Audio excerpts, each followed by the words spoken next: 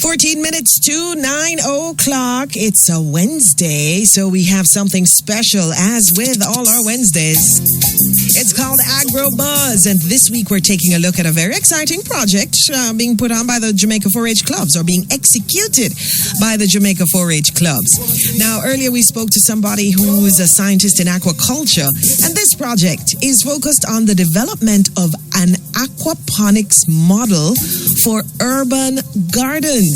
It's being sponsored by the United Nations Development Program, and it's strengthening human resilience in Northern Clarendon and West Kingston. Wow. So let's see what we can find out about that project. It's sounding very interesting. We have Mrs. Villette Kelly-Bennett. She's Business and Entrepreneurship Development Manager at the Jamaica 4-H clubs, and she's on the phone. Hello, Madame Villette Kelly-Bennett. How you do? Hi, Paula. I am good. Good morning to you and your listeners. Well, thank you. And it is a good morning for our listeners, because you get to explain first, what is aquaponics?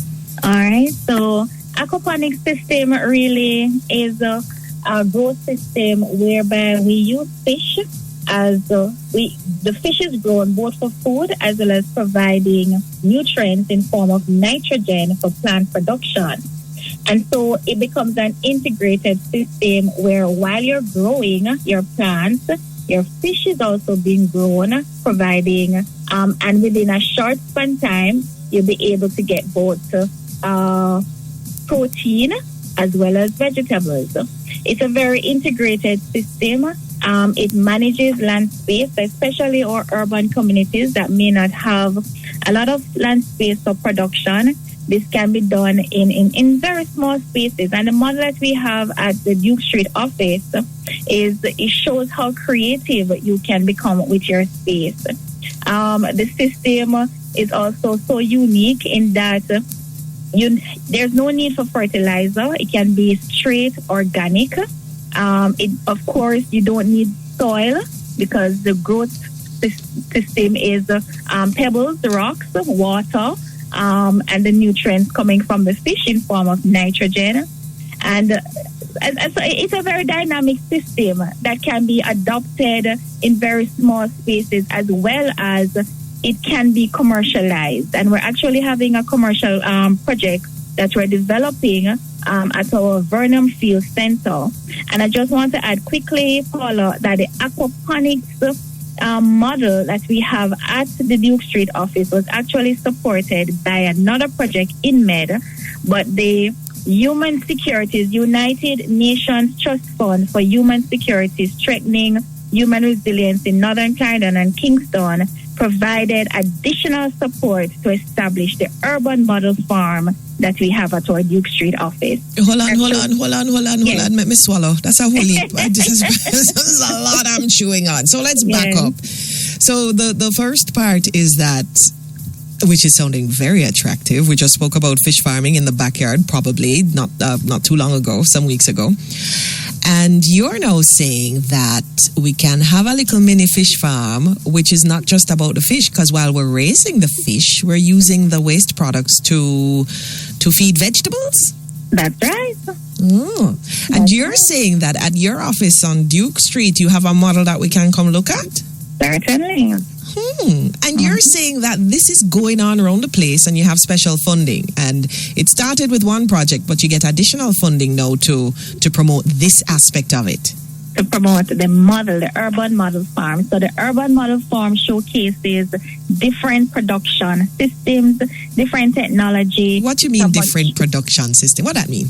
All right, sure. So let me get into it. So we have the aquaponics, that's one. We also have hydroponics, and that one is supported through solar system, as well as using pebbles again and water. But no fish? Pebbles, but no fish in this instance. So yes. Aquaponics is with the fish. Hydroponics is just water, no soil. Water, all right.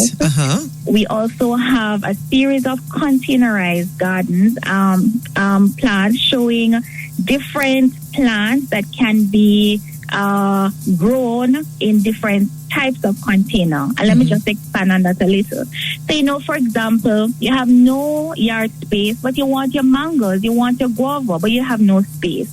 What we have done is to show how you can grow these miniature or engrafted plants within a container and still be able to enjoy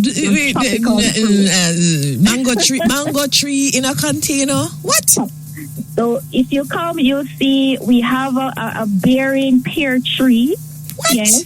We have a bearing lime tree, orange tree, and the whole gamut. No. With what number Duke Street? Because I am coming today. What number? We are at 123 Duke Street. The model is just in its finishing state. We still have some more work to do. Within the next 3 months or so, we'll be formally launching it.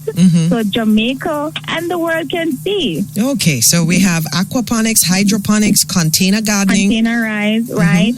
We also have, so for example, seed beds. We also have a demonstration as to how our urban farmers can establish a seed bed using waste.